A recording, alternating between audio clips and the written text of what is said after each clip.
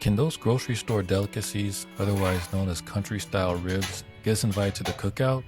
Can we convince anybody that these are actually ribs?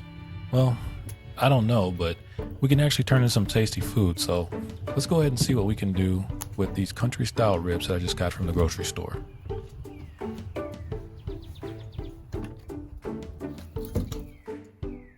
Today, I'm going to be cooking these on the mill scale.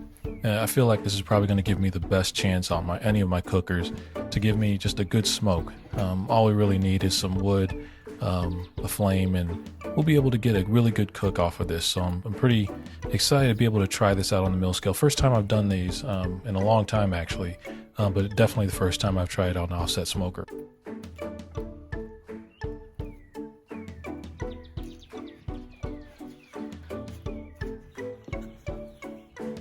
As you notice, when you pull these country style ribs out of the package, they're not ribs in the sense that they have bones or something like that. And they're not ribs at all.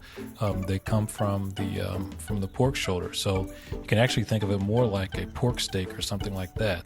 Which we did cook pork steaks on the M16 a little while ago, and I'll provide a link for that. But really, these are part of the pork shoulder, and you can cook them just like you would cook a pork shoulder, except they're very small slices of it. So we're just going to put rub on all the sides.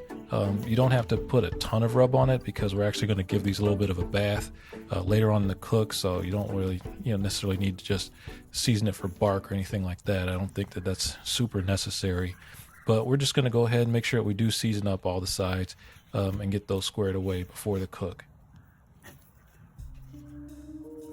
Well, we've got a pretty thick smoke coming out of the mill scale. This happens from time to time, especially when you're starting it up. Really just a sign that we're not getting enough oxygen to the fire, and I need to really open this up and make sure we're getting enough airflow going through here.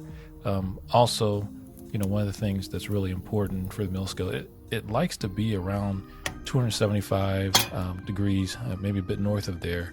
Otherwise, you get a little bit more of a smoldering fire. As you can tell here, our temperature, you can't really see it from my viewpoint here, but I'll just tell you that the temperature was kind of around the 225, 230 range. And we want to really get that up closer to 275, 300, not just for the cook, but really the grill, the smoker likes to be at a higher temperature. And that's when you start getting, more of that cleaner smoke coming through. You'll still have a little bit of dirty smoke, if you will, but really likes getting up to 275, 300. So once our temperature is squared away, we can go ahead and put these ribs on the grill.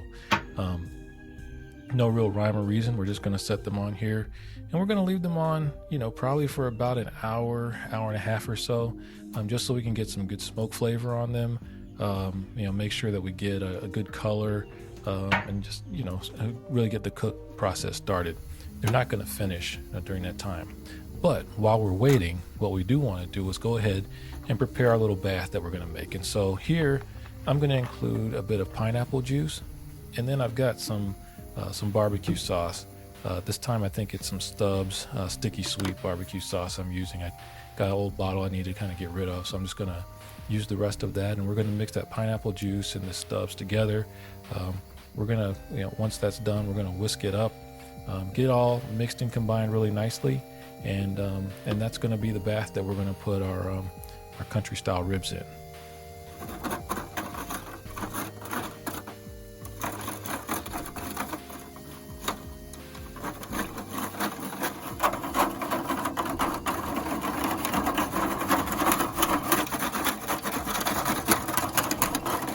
For some reason I didn't get the shot of me actually transferring the ribs over to my bath after about an hour and a half.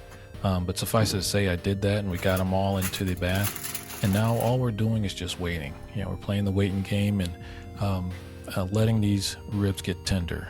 So what that pineapple juice is going to really help break it down some, and the barbecue sauce, puts a little bit of flavor into it. But here, we're temping it, in the 190s type range.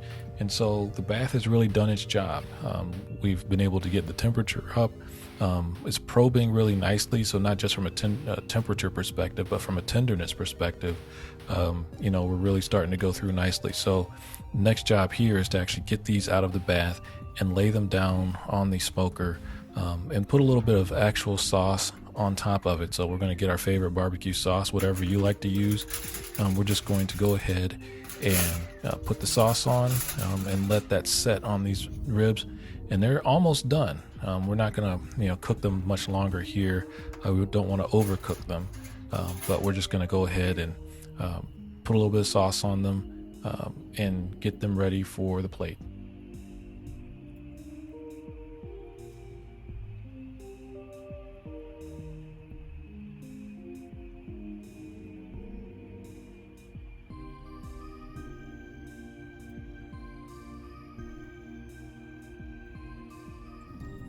Make sure to flip them over and get sauce on both sides and let it set on both sides.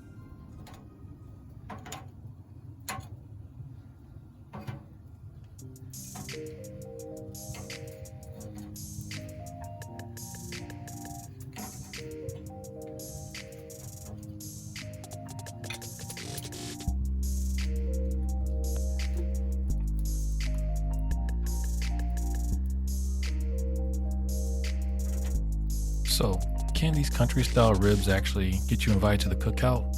Well, yeah, I think so. Especially if you don't call them ribs. If you just go and let somebody know that, hey, I barbecued up some pork and it tastes pretty good. I add a little bit of flavor, add a little bit of seasoning to it. Then people's expectations aren't thinking of ribs. They're thinking of, okay, you got some pork. And because this is the same thing that you'd get out of pulled pork, these actually end up tasting very nice, very flavorful, really good flavors. You're gonna be impressed with when you go ahead and make it to the cookout. Well, you made it to the end. You might make it to the end of another one of my videos. Why don't you check one of those out below? Take it easy.